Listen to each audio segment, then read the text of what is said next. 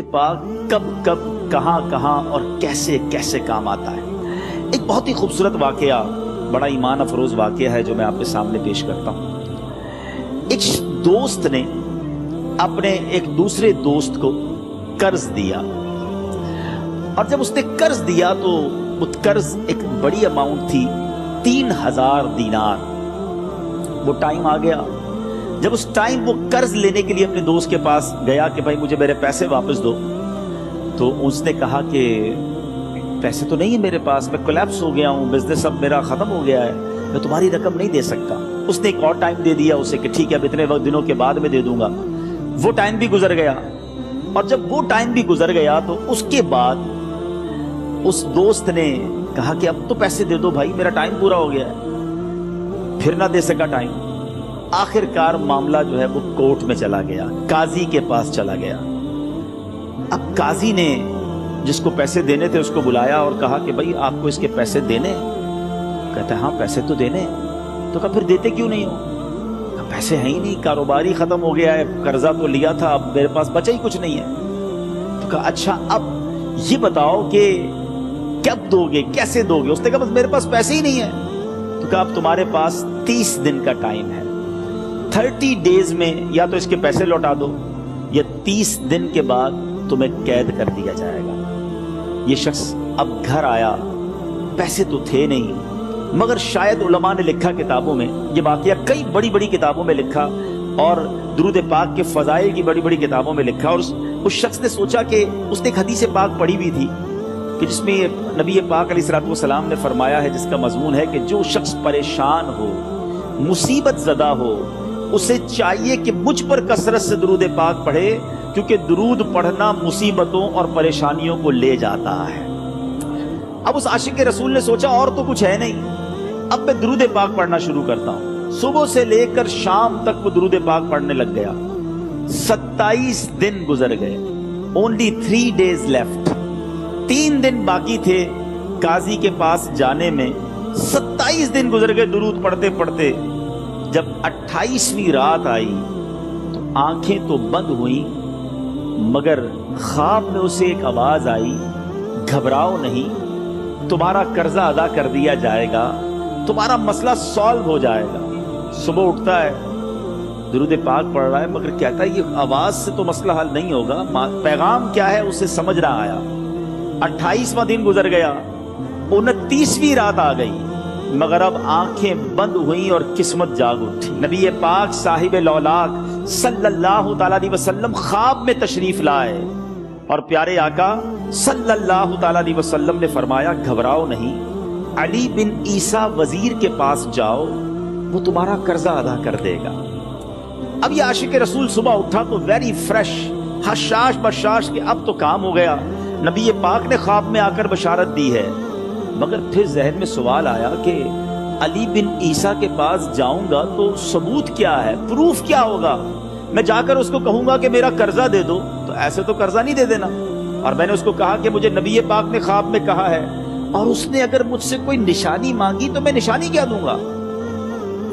آخری دن تھا، 29واں دن تھا، وہ بھی درود پڑھتے پڑھتے گزر گیا۔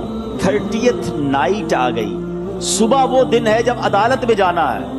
اب اس رات پھر نبی پاک علیہ الصلوۃ والسلام خواب میں تشریف لائے، اور آقا علیہ الصلوۃ والسلام نے فرمایا کہ علی بن عیسیٰ وزیر کے پاس جاؤ، وہ تمہارا قرض ادا کر دے گا۔ کہ حضور چلا تو جاؤں گا، لیکن اگر وزیر نے مجھ سے کوئی نشانی طلب کی تو میں کیا جواب دوں گا؟ پیارے آقا علیہ الصلوۃ والسلام نے کمال کا ارشاد فرمایا کہ علی بن عیسیٰ سے کہنا کہ تم روزانہ فجر کی نماز کے بعد 5000 بار درود پاک پڑھتے ہو، یہ راز فقط تم جانتے ہو اور تمہارا رب جانتا ہے۔ اب یہ جب صبح اٹھا تو ایک نشانی بھی مل چکی تھی۔ عدالت میں جانے سے پہلے وزیر کے دربار میں پہنچ گیا، اسے یہ ڈر تھا کہ آج پیسے نہ لوٹائے تو سزا ہو سکتی ہے۔ جب وزیر کے دربار میں پہنچا تو وزیر اپنے مشیروں کے ساتھ بیٹھا تھا۔ کہا مجھے آپ سے بات کرنی ہے۔ کہا بتاؤ کیا بات کرنی ہے؟ کہا میں ایک پیغام لایا ہوں آپ کے لیے۔ اچھا کس کا پیغام لائے؟ کہا میں نبی پاک جناب محمد مصطفیٰ صلی اللہ تعالیٰ علیہ وسلم کا پیغام لایا ہوں۔ وہ عاشق رسول وزیر تھا، کہتا بتاؤ میرے آقا نے کیا پیغام دیا ہے؟ کہا حضور میں 3000 دینار کا مقروض ہوں، آج آخری دن ہے اور میرے آقا نے مجھے بشارت دی ہے کہ آپ سے کہوں کہ آپ میرا قرض ادا کر دیجئے۔ علی بن عیسیٰ کہتا ہے کوئی ثبوت ہے آپ کے پاس؟ ہے کوئی دلیل بھی ہے آپ کے پاس؟ میں کیسے مان لوں کہ آپ کو نبی پاک علیہ الصلوۃ والسلام نے بھیجا؟ عاشق رسول کہتا ہے خالی ہاتھ نہیں آیا، میرے آقا نے مجھے دلیل بھی عطا فرمائی ہے، مجھے ایک ایویڈنس بھی دیا ہے، اور پروف یہ ہے حضور کہ آپ روزانہ صبح فجر کی نماز کے بعد نبی پاک صلی اللہ تعالی علیہ وسلم کی بارگاہ میں درود و سلام کا نذرانہ پیش کرتے ہیں، جب تک 5000 کا عدد پورا نہیں ہوتا آپ اس وقت تک کسی اور سے بات نہیں کرتے۔ اور اے وزیر صاحب یہ رات صرف آپ کو پتا ہے اور آپ کا رب جانتا ہے۔ اللہ اکبر، وہ وزیر تو جس کو کہے نا جھوم اٹھا، ایسا عاشق رسول وزیر تھا جو روزانہ صبح 5000 درود پڑھتا ہو، اس کی تو عید ہو گئی نا۔ وہ کہتا ہے مرحبا یا رسول اللہ، میرے آقا نے میرے درود قبول کر لیے، اس سے بڑھ کر میرے لیے سعادت کیا ہوگی۔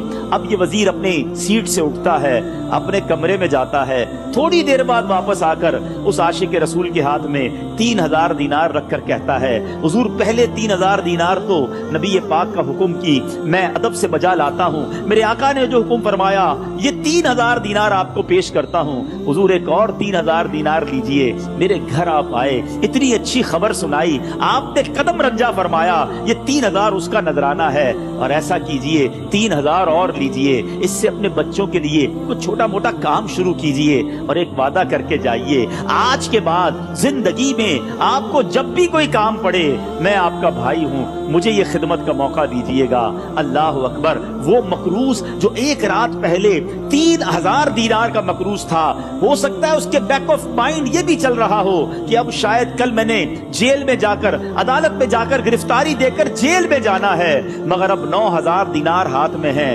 عاشق رسول جھومتا ہوا نبی پاک کی یاد میں گھومتا ہوا اب عدالت میں پہنچا۔ عدالت میں everybody expecting over there کہ آج اس نے آنا ہے اور آ کر کہنا یہی ہے کہ پیسے تو نہیں ہیں، گرفتار کر لو، مگر جا کر اس عاشق رسول نے 3000 دینار جج صاحب کے ہاتھ میں رکھ دیے۔ قاضی کہتا ہے پہلے تو یہ بتاؤ پیسے آئے کدھر سے؟ تم تو کہتے تھے غریب ہوں، تم تو کہتے تھے کاروبار نہیں ہے، ایک مہینے میں اتنی بڑی رقم کا انتظام کیسے ہو گیا؟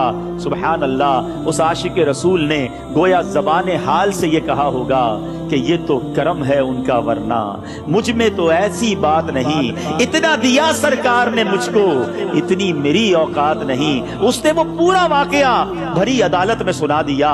اللہ اکبر، میرے پیارے اسلامی بھائیوں ذرا سوچو پہلے زمانے میں کیسے عاشقان رسول ہوا کرتے تھے، وہ جج وہ قاضی بھی کیسا سرکار علیہ الصلوۃ والسلام کا عاشق تھا۔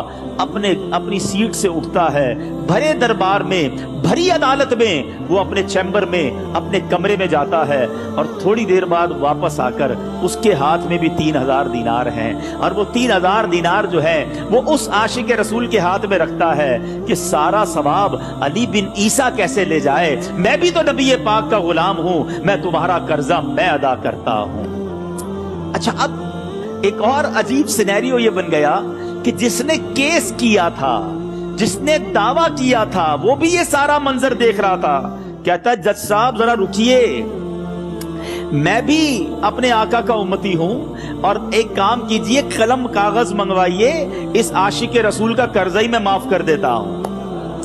اچھا، اب عاشق رسول نے وہ واپس 3000 دینار جو جج صاحب نے دیے تھے وہ واپس جج صاحب کو دیے کہ حضور یہ پیسے آپ ہی رکھ لیں، قرضہ ہی معاف ہو گیا، اب آپ کے پیسے کا میں نے کیا کرنا ہے؟ جج صاحب کہتے ہیں جو پیسے نبی پاک کے نام پر نکالے ہیں اب مجھے واپس نہیں چاہیے، یہ بھی تم اپنے ساتھ لے جاؤ۔ اللہ اکبر، میرے میٹھے اسلامی بھائیوں، وہ عاشق رسول ایک رات پہلے 3000 دینار کا مقروض ہے، اب 12000 دینار لے کر گھر کو واپس جا رہا ہے۔ اس ایک واقعے کے اندر جو ہم سب کے لیے درس ہے، جو ہم سب کے لیے پیغام ہے، شاعر لکھتے ہیں نا، دکھوں نے تم کو جو گھیرا ہو تو درود پڑھو، دکھوں نے تم کو جو گھیرا ہو تو درود پڑھو، جو حاضری کی تمنا ہو تو درود پڑھو۔ آج ہم بہت ساری پرابلمز میں ہوتے ہیں، یہاں بھی ہو سکتا ہے میرا کوئی بھائی بیمار بیٹھا ہو، کوئی قرضے میں ڈوب گیا ہو، کسی کا کوئی بزنس پرابلم چل رہا ہو، کوئی فیملی ایشو میں ڈسٹرب ہو، آپ کسی بھی پرابلم میں ہیں، خدا کی قسم درود پاک ایسا وظیفہ ہے. لوگ بہت سارے وظائف پوچھتے رہتے ہیں, بہت سارے جناب وظائف کے بارے میں معلومات کرتے رہتے ہیں. سچی بات یہ ہے ہر درد کی دوا ہے صلی علی محمد. ہر درد کی دوا ہے صلی علی محمد. تعویذ ہر بلا ہے صلی علی محمد. تو خدا را اپنی زندگی میں درود پاک کو شامل کر لیجئے, اور آپ بلیف کریں جب آپ نے کثرت سے درود پاک پڑھنے شروع کر دیے, آپ اپنی آنکھوں سے دیکھیں گے آپ کے پرابلم دور ہو رہے ہیں, آپ کی صحت اچھی ہو رہی ہے, آپ کے قرضے اترنے شروع ہو گئے ہیں, روزگار میں آپ کے برکت ہونا شروع ہو جائے گی, آپ کے چہرے پہ نور آنا شروع ہو جائے گا, آپ کی زبان میں اثر آنا شروع ہو جائے گا. مجھے اپنی اور ساری دنیا کے لوگوں کی اصلاح کی کوشش کرنی ہے.